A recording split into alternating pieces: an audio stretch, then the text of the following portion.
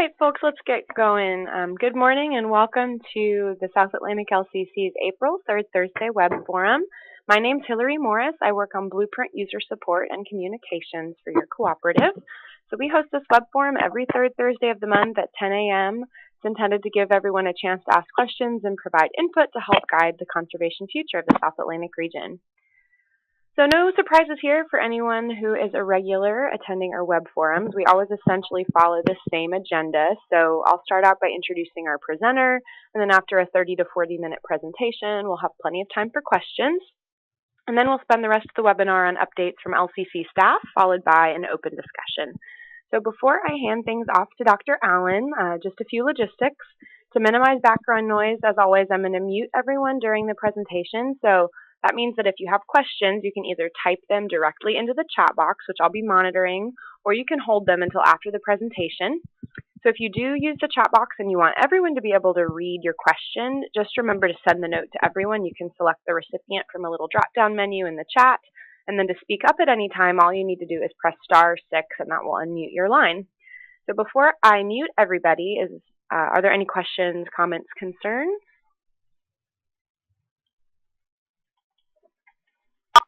The conference is now in silent mode. Great. So presenting today, we're going to have Dr. Tom Allen, who's an Associate Professor of Political Science and Geography at Old Dominion University. He's going to be talking about the results of a South Atlantic LCC-funded project to develop high and low marsh maps for the entire South Atlantic geography. So Tom, I'm going to pass presenter power over to you to get us started. And just remember *6 to unmute when you're ready to go. Thank you, Hillary. Here we go. All right. See ya. Perfect. Yeah, so thanks everybody for coming. I'm grateful for several of you that I could see participating in the call for having supported the project with the data or field work and anecdotal comments on a couple of other presentations we've done. So it's been a long evolution, and of course I've moved from East Carolina to ODU, but I do welcome your feedback today or down in the future. It's been an interesting project to evolve, and hopefully the marshes haven't migrated too much in the process, but I'll go ahead and give you an overview. The plan is to kind of review the background and the kind of geographic scope, the classification scheme, data, and methods that were used, and to leave plenty of time for some results and walkthrough. Also, I'll update on what the SALCC has kind of begun to provide a mechanism for additional feedback. The purpose going into this is to obviously support conservation planning, but actually the application could probably have even wider range of uses in terms of the data. It's a regional extent, so that comes with some biogeographic, tidal, and even climatic gradients that posed a bit of a challenge to synthesizing data. I will kind of give you a little bit of a sense of the improvements that we made in various iterations of the product that's provided, and to try to do a wall-to-wall salt marsh extent that also improves the thematic detail that's available. There's some linkages to other research applications and management implications of the dynamics that I'll pull in there when I go through a list of some caveats or weaknesses in the product at the end. First of all, there's been a diversity of marsh data that were basically analyzed and then used to sort of synthesize. We drew on NWI to some extent, and as kind of a benchmark that we wanted to improve upon, characterizing the marsh zonation for ecological purposes. We've also looked at how some of these data might be crosswalked back into NWI or back into SLAM, but we haven't prepared, any formal tabular or crosswalking tables or any tools toward that. It could be an interesting application. We have relied quite a bit on the National Estuarine Research Reserves and kind of a smattering of related habitat mapping that had been done in the last 10 to 15 years, basically trying to get at some of the same synthesis. Not a lot of these actually broke marshes into the detail that we were trying to shoot for here, but they did give us a pretty good guide as far as some of the remote sensing. And I'll bring up a few of those examples periodically, just as kind of anecdotal sidebars. Here's one, NWI, that most of you would be somewhat familiar with, but also includes the hierarchical classification of that, denoting subtidal to supertidal flooding frequencies, but again, not distinguishing phragmites, not distinguishing some of the temporal variability and edge issues that arise in that quadrangle kind of based mapping. Another useful product that has actually a pretty long history here in the last, say, 20 years is the NOAA CCAP, Coastal Change Analysis Program. And if you follow that, they've actually broken the Landsat-based classification algorithm in increasing detail in the last few years. But again, not quite to the point of marsh zonation. So we had proposed trying to cover not really wall-to-wall the southeast initially, focusing on some areas where we had a little more access and some of the supporting ancillary vegetation mapping. But when we jumped into the project, it was pretty early identified it would be great to try to really provide this sort of seamlessly for marshes. So Landsat 8 basically evolved to be the best possible tool for efficiency and a kind of effectiveness, distinguishing what you couldn't do with Landsat in prior sensors is some of the dramatic improvement in the radiometric resolution, or the level of detail that is spectrally captured. So that's been a huge improvement and really allowed some of this to happen without the need for going to other ultra high resolution commercial sensors, or to go back into a traditional technique of heads up digitizing across hundreds of thousands of square miles. Just a highlight of this, we drew upon some work that had come out of the Great Lakes that showed a lot of promise mapping marshes and invasive species. I'll just put a footnote there out to Northern Michigan and Michigan Tech University. Michigan State had been doing some mapping of Phragmites and Phragmites potential habitats. And so we drew quite a bit on that and try to extrapolate their approach generally toward the southeast. Those Landsat scenes, Landsat 8 makes multiple passes. It still has, approximately bi-weekly coverage, and it's still subject to cloud cover, but it actually has an ascending and descending orbital path. So we used the daytime and had pretty good success in 2013, the first year of the sensor. But in the midst of that, there were some calibration issues, and we had a bit of setback. So we were lucky in the second year of the spring and early summer 2014 that we had cloud-free coverage, and the USGS and NASA had actually fixed some of the radiometric calibration problems. So the map on the left is highlighting the scenes that we use. There's actually 6 of them, and a couple of them have multi-temporal coverage, but that basically enables to have a seamless coverage of the southeast.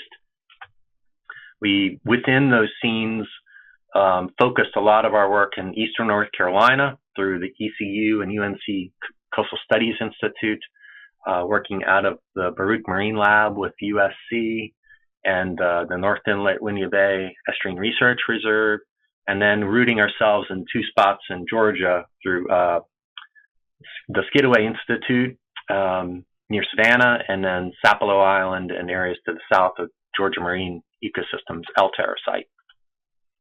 So breaking up our typology or our classification scheme, we had to struggle a bit to find a set of classes that were spectrally identifiable across the region, which has its own biogeographical and tidal gradients, and as well as floristic variations internal to that. So here's a snapshot of a few of these.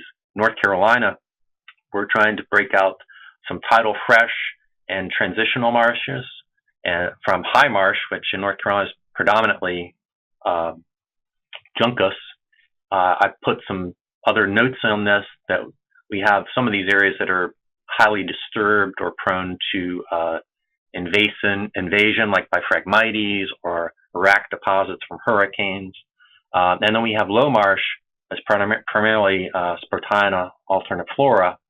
In that, we do break out low marsh into a low Spartina and a medium tall Spartina. Here's some views of this in North Carolina, just where we worked, mostly part of the Alligator River Wildlife Refuge and then CSI over there on Roanoke Island. And a zoom in view, some of the dynamics there.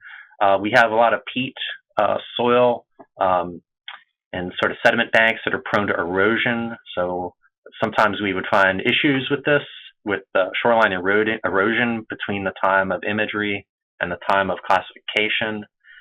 We actually have areas with Phragmites that we were able to map, but when we would actually do some of our field work and ground truthing, we would find the Phragmites was burned or mowed.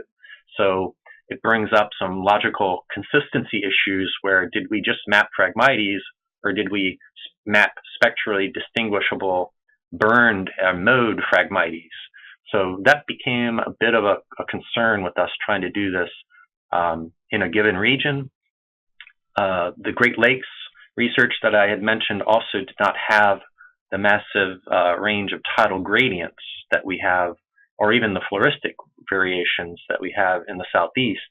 So essentially we carved up the Southeast into path-specific scenes, and we mosaicked and classified North Carolina, South Carolina, Georgia separately and brought them back together.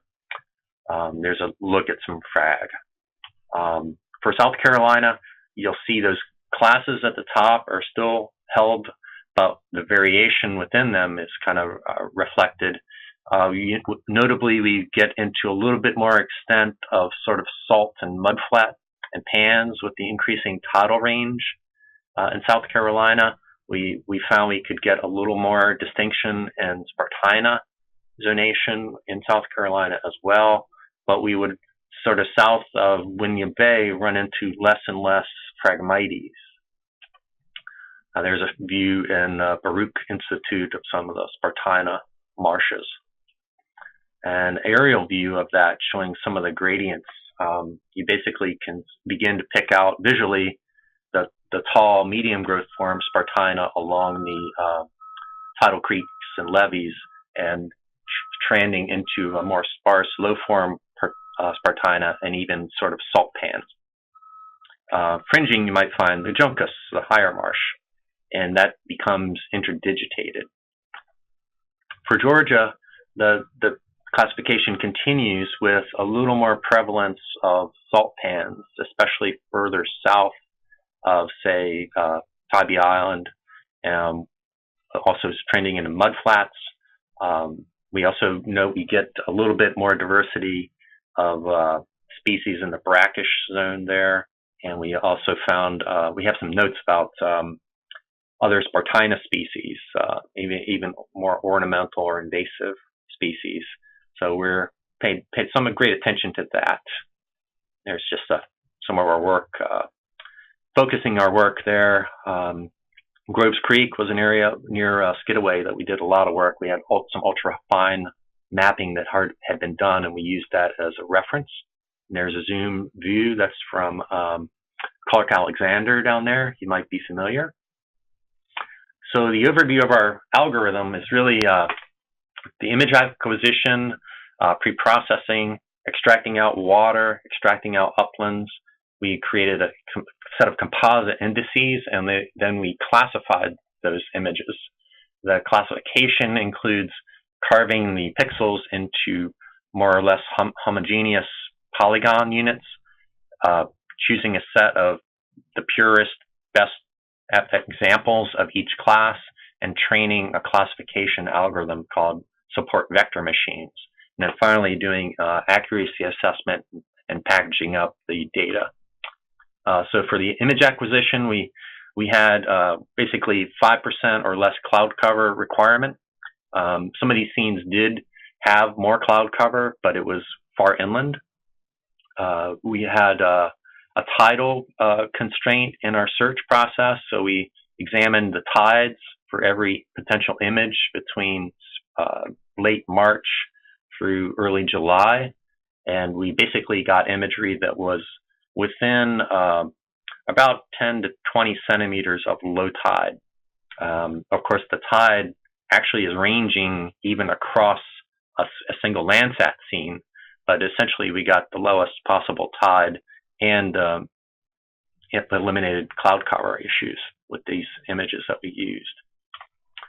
Intensive study areas, a smattering of them located there. A lot of these are preserves and parks and estuarine research areas, and there's some research areas included in that. For pre-processing, we downloaded level 1G georeferenced Landsat imagery. We did a type of atmospheric correction called dark object subtraction, where we chose spectrally dark areas of water, and per scene we referenced basically by histogram offsetting those to remove the atmosphere. That's a pretty standard technique if you're producing a land use, land cover type of product, as we were. For mosaicing, we used scenes along a single path. So essentially our North Carolina imagery, most of that was flown at the same time in a successive image. For South Carolina, that was the same path. And for Georgia, there was about, I think, a 10-day difference between that. So we had a very subtle sort of phenological signal where the marshes greened up a little bit more in the Georgia imagery. For upland masking and water masking, we set a threshold in the reflectance and the near-infrared masked out water. And for uplands, we essentially used the NLCD and CCAP and a little bit of elevation data to define an inland and upland delimitation. The indices that we used, we didn't classify just all of the Landsat bands. So we drew there on work of Mike Kearney, and Rogers is a former doctoral student at the University of Maryland who has been doing some extensive long-term research on marsh health, marsh condition. And they came up with a set of pretty standard indices that are basically ratios of red, near-infrared, and middle-infrared reflectance. They're normalized to produce a value between 0 and 1. And it turns out these are both visually and potentially biophysically very interesting to use to differentiate marshes. So we basically simplify the classification process by using these derivatives. Surely they are somewhat correlated, and the work that Kearney and all have done with this have shown that they could actually separate marsh classes with a little more skill. The sidebar benefit of this would be the use of tracking pixel-based changes in marshes in terms of their health, in terms of their potential fragmentation or transitions. So we include that those set of indices as packaged with our classification product. And there's just a screenshot from Winyah Bay. Black areas are water or non-marsh areas. This was just an early screenshot showing you some of the spectral variation. This is the lower Waccamaw River, and you've got diversity of kind of former rice fields and paddies, extensive tidal fresh and brackish marshes, juncus marshes, and then the pinks are primarily the Spartina marshes and flats. And this is what it might look like if you wanted to compare a composite of just visible and middle infrared bands on the left versus the NDX. So those are 3 bands: wetness, greenness, and soil index, which is really a proxy for mud flats and a rack, essentially. If you look at these, you can download them. You'll be able to see patterns reflecting intra-variation potentially in some of our classes as well. So the next step in the classification that's a little unique is we didn't do a standard pixel-based classification. That has its advantages, but we were really concerned with the ability to potentially update and track changes and to incorporate other indices such as shape and elongation and patch size in the actual classification. So we used object-oriented image analysis, or OBIA classification, and that's composed of identifying homogeneous patches of pixels. Then these polygons essentially are statistically characterized and classified. The advantages of that is you kind of can differentiate these patchy ecotopes, and you can include a range of sizes, include the shape indices, and potentially that patch product could be valuable to folks using those for conservation, for habitat mapping. These patches are then classified using a technique called support vector machines, and it's kind of similar to any other classifier, except it's more of a machine learning. It's widely applicable to any pattern recognition problem. It's a fast classification, and we were mapping large areas, so that came in handy, suitable for even hyperspectral data. It basically carves up the multispectral space into homogeneous areas and then creates these planes and uses those as vectors to differentiate the classes. The technique, the software we used is called Multispectral. It's a open source image processing toolkit come out of France and some European or Italian developers. We used a segmentation to create these patches called mean shift clustering. Then we would identify training objects, classify them. Usually this was 30 to 40 objects per class per scene. And then we would expect to have extremely high accuracy with these sort of pure and well-known patches. And then we would extend that classification to the other patches in the scene. Follow that up with training, a validation accuracy assessment. I know if Christine might be on the webinar, Christine Kladek. So I want to thank her and Clark Alexander for pointing us to the Georgia marine ecosystems and some other local data that they had. They've done some extensive work and fine resolution mapping. So we would actually incorporate those maps in our training process for the classification and do this in the NEARS and our intensive study areas. So here's just some shots of this before I get to walking through the actual delivery of the product. On the left is the NDX composites. So again, red being NDWI, or normalized difference wetness. Green is NDVI, or vegetation index, and then NDSI in the blue. So in Georgia, you can begin almost to see some of the gradients in the marsh zonation across the landscape by looking at these and as a composite. That was then classified, and there on the right is a quick shot of some of the vegetation classes. And I'll just pan through a couple of these. There's South Carolina, and that's the NDX composite. And there's a zoom-in view of some of the marsh areas. You can basically go from the saltier, lower tidal range marshes of the Spartina, working up inland into the high marsh, and then even further, we try to include the tidal fresh Phragmites and flats. So just another example around Charleston. Some areas we would actually look at, this is over by Sullivan's Island, and if you can zoom in view, again, it is Landsat, so these are 30-meter pixels. And then what you would have gotten with the image raster-based classification, and what we actually produce with a vector-based classification. And there's an NWI as a comparison. So I'll just kind of toggle back and forth. For North Carolina, working up the Cape Fear River on the left, and a lot of the smaller sounds and tidal creeks there toward the Crystal Coast up north, and through the Albemarle Sound and Currituck Sound up in the north, you get into much fresher marshes, and it's more extensive juncus. So we actually extended this up into Back Bay, but we did have minimal field reference to work with, and frankly time to pin things down further up into Virginia and interior into North Carolina. Cedar Island and the Pamlico. There's Cedar Island on down to the North River and Core Sound.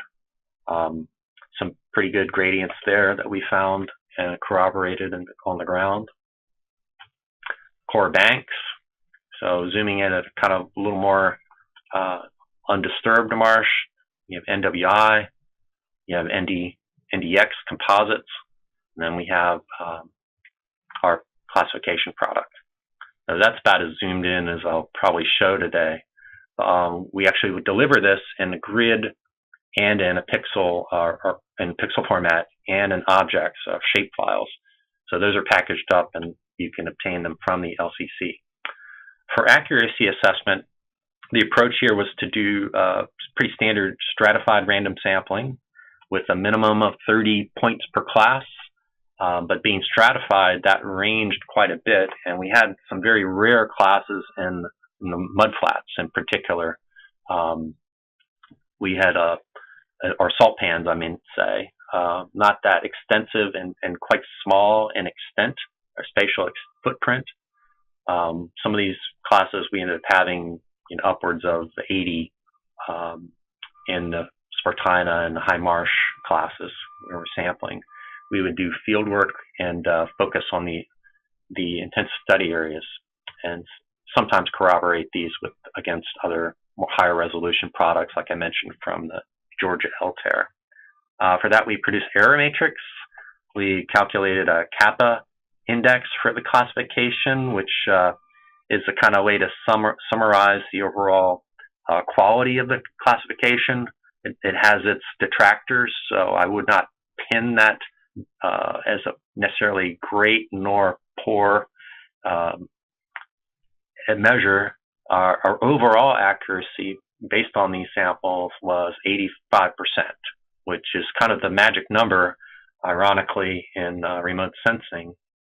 Although it does range, and I'll point this out right now, that if you aggregated some of these classes, that number would jump up rather quickly. In particular, if you just had a Spartina low marsh class and you didn't differentiate that between the low and medium tall classes that we created, then that would jump up quite assertively. So here's a little zoom in view of that accuracy assessment. This is our NDX image at around Sapelo Island. So again, the red, green, blue composite, and I'll just point out some variations in there. Water is essentially masked out as black, and we have a couple of sort of fresh marshes and ponded areas here out on the island, Bear Island.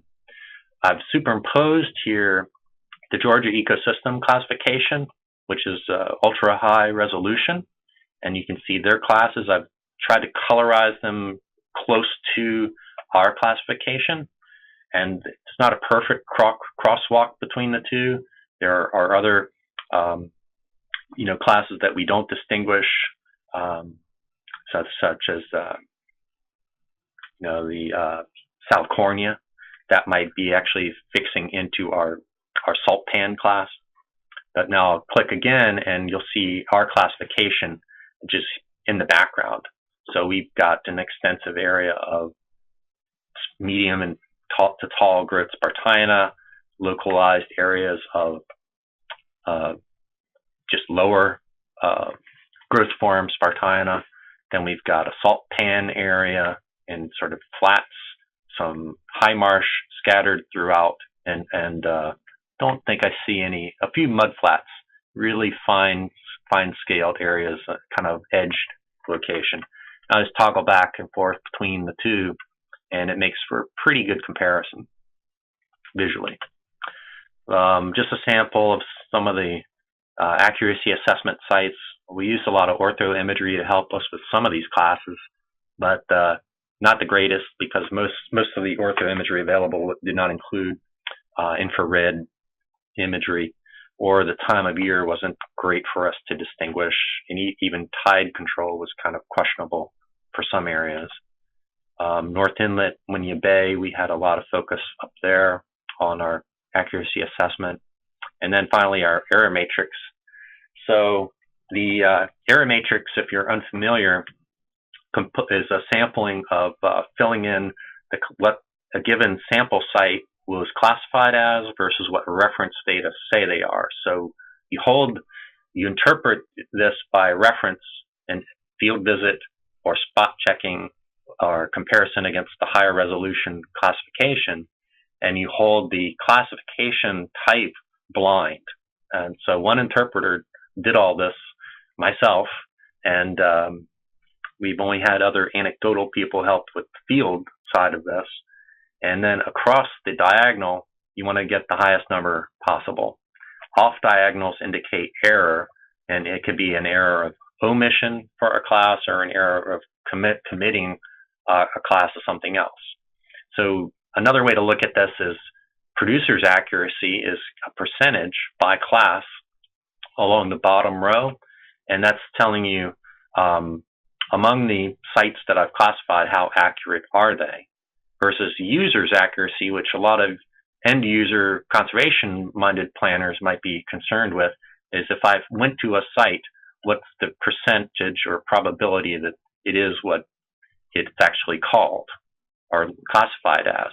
So you just go down this column on the right, across looking at the classes, and you'll see our class accuracies ranging, from the 80s and 90s, a little bit low there. The first two classes are Spartina, low marsh. So you do have some issue there, and you can see how the samples would sometimes stray. So in some instances, what was actually a low marsh got classified as a juncus high marsh, but most of the time it was errors between Spartina classes. Mudflats kind of shows up pretty low, but it's an extremely rare extended area, and some of that mudflat may have been masked out unintentionally. It wasn't necessarily a mudflat mapping exercise, but where we would get mudflats and salt pans, we would get the mudflats usually on the edge, and we would get salt pans into interior areas of marshes. So the data is available through a couple of means.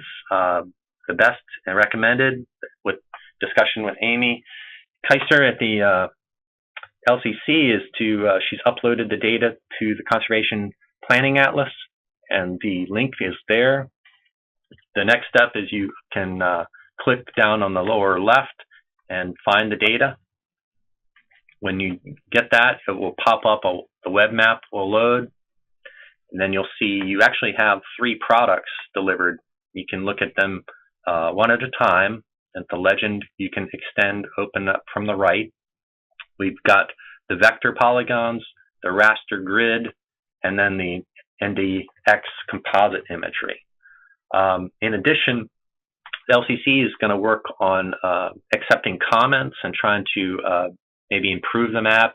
If there's any errors, they're going to basically become the stewards of the data, and that could be updated. So big advantage here, if errors are found, is they could be corrected rather easily with the polygon data. You can also download the data for use in a desktop GIS or other platform. And there's a link there, and click the download button, and I think there's a use agreement or some such. And I think I'm going to switch over here now to walk through that real quickly. So I've already preloaded this, and I'm looking at the Marsh classification layer, and I'll just zoom in randomly to southern North Carolina, and you can see, I believe we've got the legend on the right. It's a quite responsive platform. This is the way you want to go, examining things. And a lot of low marsh and high marsh differentiated there. Zoom back out somewhere else, like maybe Cape Lookout and the North River area where we've got a nice gradient. We go up from low marsh and a taller growth form of that Spartina, grading up into pretty much Juncus marshes. Let's see, maybe, and we get to more brackish marshes up through Pamlico Sound, and then up into the near the inlet, Oregon Inlet on the Outer Banks. Also pretty extensive Juncus marshes, grading up into more brackish mixed high marsh. And let's not leave anybody out, say, down there at Baruch, Winnie Bay, Georgetown area, South Carolina. You begin to see some of the resolution. I zoom real close in, you'll begin to see pixel edges that form the polygons. Zoom all the way out. Let's go down toward Georgia, and you get some of the, again, the tidal gradient showing up, and a little more extent of salt pans in that area. All told, I think there's about 70-some thousand polygons, and the grid versions of these are rather large. I'll turn on the NDX composite. This is 3 bands, and we can zoom in and see that. I do want to note that there's a little bit of color resampling going on, but it still looks pretty good. And you can view this in combination with the vector or the raster.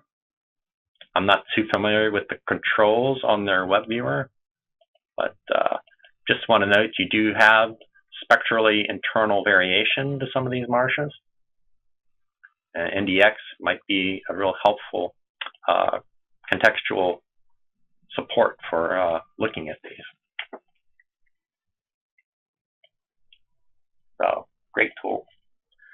This is a couple of shots of some of these NDX composites with a little more color. This is not through the web viewer. Let's see. So down to the caveats here. Now, I think this methodology could be replicated. We did learn from this that a lot of the spectral classification has to be done given the biogeographic and tidal gradients across this region. You can't take signatures from North Carolina and use them exactly in South Carolina and Georgia. So we basically had to do some subsetting and stratification that way. That was a learning curve, differentiate this from the Great Lakes project I mentioned earlier. We had good success with our training objects, as would be expected. And now to the accuracy limitations of this, these are just some footnotes, really. The multiple Spartina classes that we stuck with, we actually might have been able to get 3 classes in Georgia, but we held off doing that. There is some confusion between those that crept into the error matrix. There's also the regional flora variability. In North Carolina, you have the extensive, massively extensive Juncus marshes, but in South Carolina, it becomes a lot more interdigitated, a lot more sort of edge-oriented regime, elongated along upland boundaries, for example. So some of that varied between the 2 regions. In Georgia, there's a little more variety, even in South Carolina, with other Spartina. Hopefully that's not too confusing, but it was encountered in a few areas there where you get a type of Spartina into a more higher tide range in almost brackish environment. In North Carolina, or South Carolina rather, old rice fields and other types of fields that may be abandoned or basically fallow are a little more problematic. So we basically had a lot wide diversity of those kind of disturbed areas, and those would tend to be forced into one of these other tidal, fresh, or brackish classes. A few other dynamics crept in. Since the project did take a couple of years to do, there is the potential for some shoreline erosion. So areas that are of marshes that are rapidly eroding might show up as marsh, but actually have been eroded. Part of the Pamlico Sound, there's been a couple 100 feet of erosion into the Alligator River area. Point Peter Road, if you're familiar with that site.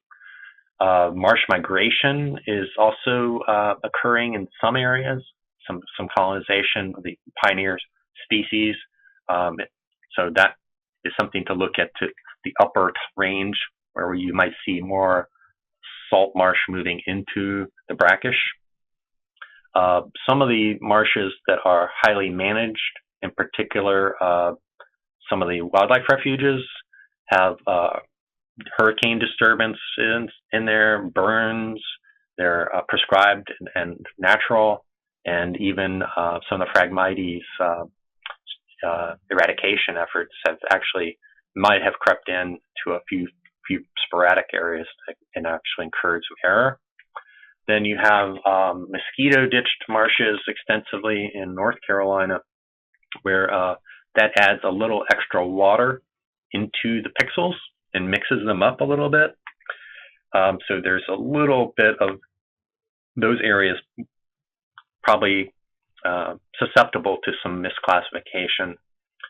Dredge spoils is another one where you would have spoils built out along the intercoastal waterway or other canals and ditches, and then you have a marsh that's now got a brackish or a super elevated hammock essentially mixed into it. So you just can't really do that with delineate those type of features with the resolution imagery we had. Anecdotally, at the last bullets, there could be some element of masking occurring where either at the upper range of marshes we might have incidentally masked out some potential marshes, or at the lower end we might have had a marsh that was becoming very fragmented or had a lot of water in it essentially, and those could have been accidentally masked out to some degree by our masking algorithm. A look at some of the complexity there. There's some of the fringing juncus that's common throughout South Carolina and further south. Some of the Phragmites is near Baruch and the lower Waccamaw River. So this is basically much more of a tidal, but brackish. So you only have the narrowest fringe of a low marsh there. This is the area I mentioned in North Carolina where there's been hundreds of feet of erosion almost annually occurring. And then this is some of the interdigitated aggregation that inevitably occurs. So this marsh would be, even though there's a couple patches of juncus, would likely have been classified as a low marsh, and just with a fringe of juncus popping up into this area. Feedback. So I mentioned there's this forum available through the LCC. I'd probably let them speak to that a little bit more detail. Future directions. Spatial resolution and remote sensing technology is continually changing. I would point out particularly incorporating more LiDAR. It's a patchwork quilt across this wide extent, and the LiDAR is essentially still highly variable north to south with the various campaigns that have been done. The European Space Agency's flown Sentinel-1 and 2 now. One is a synthetic aperture radar. It's pretty excellent for vegetation structure. Sentinel-2 has got a higher spectral resolution, multiple spectral bands. So the big push now is to integrate multiple sensors into doing this type of classification. So NASA is very interested in doing this type of work. And with the Michigan folks I mentioned, I'm pursuing a kind of follow-on to this project that would incorporate those sensors and to attempt another regional classification or to do change detection. We have the NDX imagery. There has not been extensive work on collecting ground reference data to characterize the biophysical dimensions, such as the biomass of marshes, using the new Landsat or these other sensors. So that's ripe for application. And that could be something that portrays marsh health or a diagnostic indicator of marsh dynamics in the future. If doing this over again, I would enlist several of your further and high level of participation to crowdsource some of the field data and collect even reference information. That's emerged as a pretty popular technique. USGS has been actively pursuing that. So coming to a stopping point, but got my contact information. I threw up another URL here where I've loaded the data on a ArcGIS Online map service, but I would really refer you back to the LCC Planning Atlas to interact and download the data. Great, thank you so much. There we go. A little long-winded, but that's usual.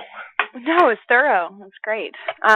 Would Rua or Amy like to comment a little bit more on what Mute off.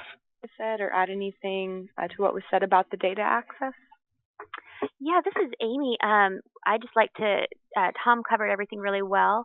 We haven't used the comment feature yet on our Conservation Planning Atlas, and this seemed like a great opportunity to try it. So this is a new thing that we're trying, and it's pretty self-explanatory from what I saw. You know, like there's that little kind of tab that says comments, and then when you add a comment, you're allowed to put a point or draw a polygon, and then you can write out your comment there. And so please feel free to contact me if you have any questions on how to use that. And this is our first time using it, so we might run into a little bit of questions that we have to work out. And so I would definitely appreciate your feedback in using that. But we really like the opportunity, as Tom said, to get your feedback on this, and if we can kind of quickly edit that polygon data set to make it more accurate for you all, we'd love to do that. Awesome. Thanks, Amy. Well, with that, I think we can open the floor for probably 5 minutes of questions. The chat box doesn't show anything, so I just encourage people to hit *6, unmute their line, and jump in while we have Dr. Allen here.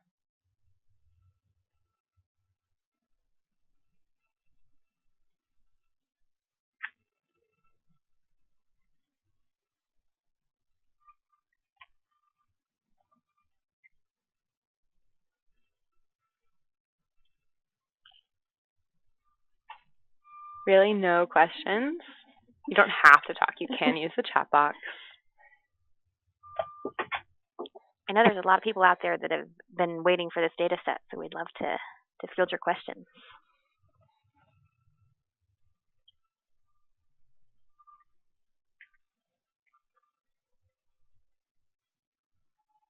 And if you're talking and no one's responding, it's because you haven't hit *6. Hello, do you hear me? Yes. Hi, this is Kirsten Hazler. I did try to send a question through the chat box, but it didn't work. Anyway, I was just wondering what the minimum mapping unit was. You may have said it, but I missed it. Oh, yeah. It actually varied a little bit between the scenes, which is not super conventional. But when we started north to south, we had a larger mapping unit in North Carolina. So I think it was about 4 acres up north. And we decided that was a little large, and we dropped down to about 2 to 3 in South Carolina, Georgia. Hopefully that makes some sense. Mm-hmm. Yeah. The rule for that is basically in the OBIA classification. when you do your segmentation, you basically have to say what size is the minimum patch size. Mm-hmm. So will there be a few others smaller than that? Probably, but mostly they're on the order of 4 or 5 plus acres. It doesn't stop if it can create a larger patch, it will actually do that, and if it can maintain the homogeneity of it. But it's kind of obverse way of thinking about it versus doing a pixel-based classification and then aggregating back out, right, to create it. So we basically followed our lead on that one, not wanting to go too large up front. There are a couple of problem areas where that you might see a little blockiness, especially. They're rare, but where we did finally have to use some little larger units. Mm-hmm. Okay, thank you. Great talk. Thank you.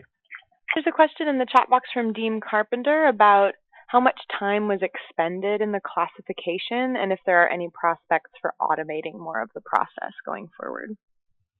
Yeah, this is something I would like to really see happening. You basically could automate this process now using something like Google Earth Engine. And so basically the classification procedures themselves run pretty quickly. In the order of a scene could be classified by the algorithms within, an hour, a couple hours. The real cost factor is in the field and sort of training site analysis. So, literally that took us a couple trips up and down the southeast, and the discovering and finding some of the high resolution data that was out there, like Georgia and the Nears, or supporting imagery, aerial in particular. But people are beginning to do this on a broad regional basis using things like the Google Earth Engine or cloud-based processing.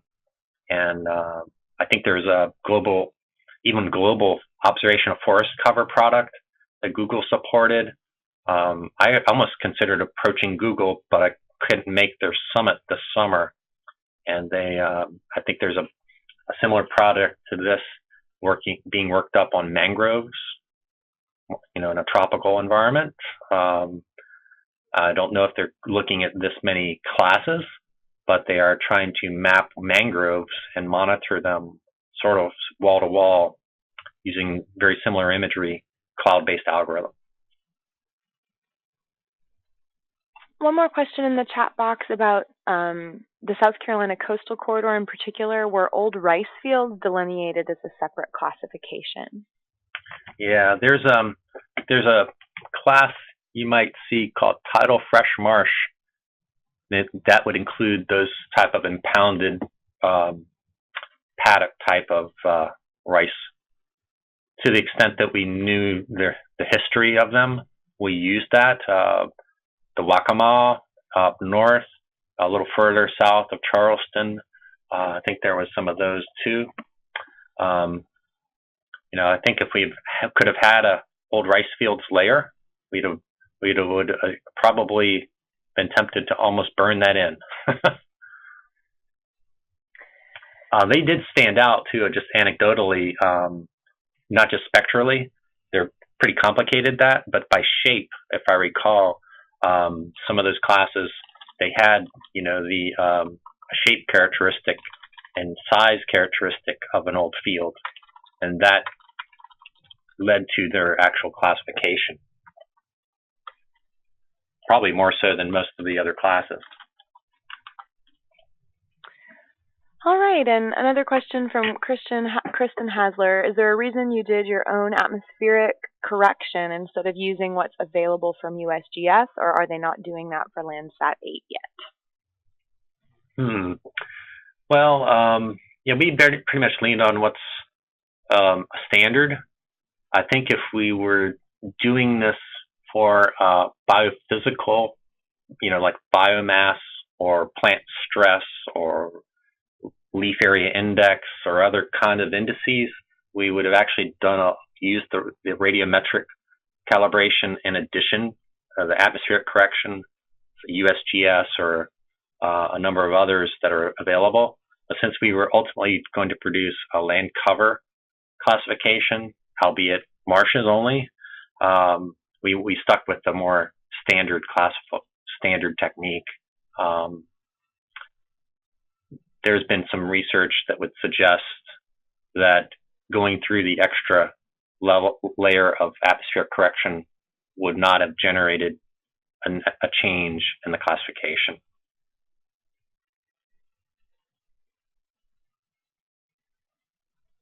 All right, so that's all we have from the chat box. Would anybody else like to speak up with a quick question? We might have time for one more, and then I have a few closing slides.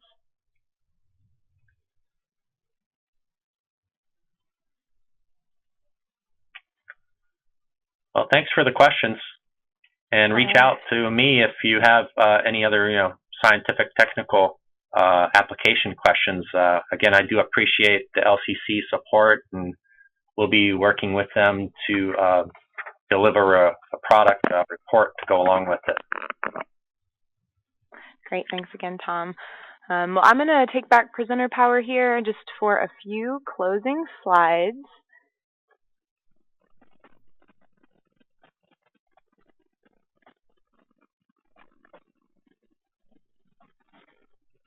A quick preview of next month's web forum.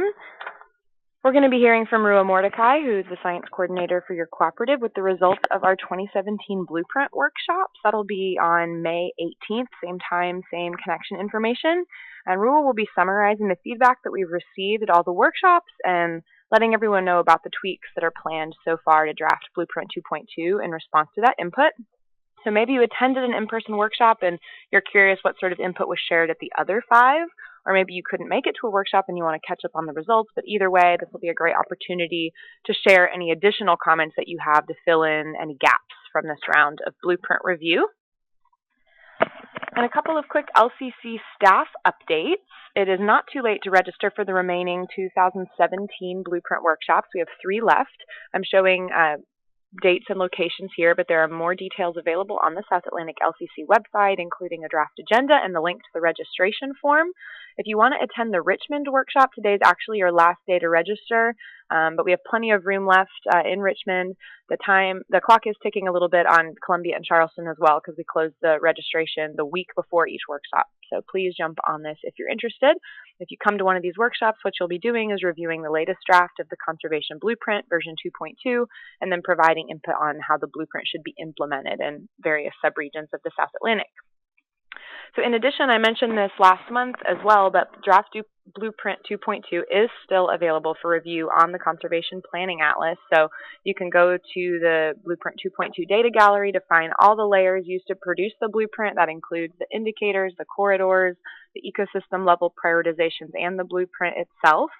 So, of course, this is what you'll be reviewing at the workshops as well. So if you're coming in person, you'll have plenty of opportunities to share your feedback, but we also made an online comment form available. You can find that on Rua's blog about the draft blueprint on the website to share your input virtually. And then lastly, just a reminder on how to get more involved in your cooperative. Please join the website. You'll get added to our newsletter list. You'll receive the monthly newsletter and a reminder email about this web forum. You're always welcome to connect with staff. We're here to support you. Talk to other folks in your cooperative. Please explore the blueprint online. Any other questions before we all sign off? Again, *6 to unmute. All right, hearing none, that's it for today. 11:01, not too far over. So thanks again for joining us. Thanks, Dr. Allen, for presenting. Hope that you'll tune in next month. Bye, everybody. Bye. Bye-bye.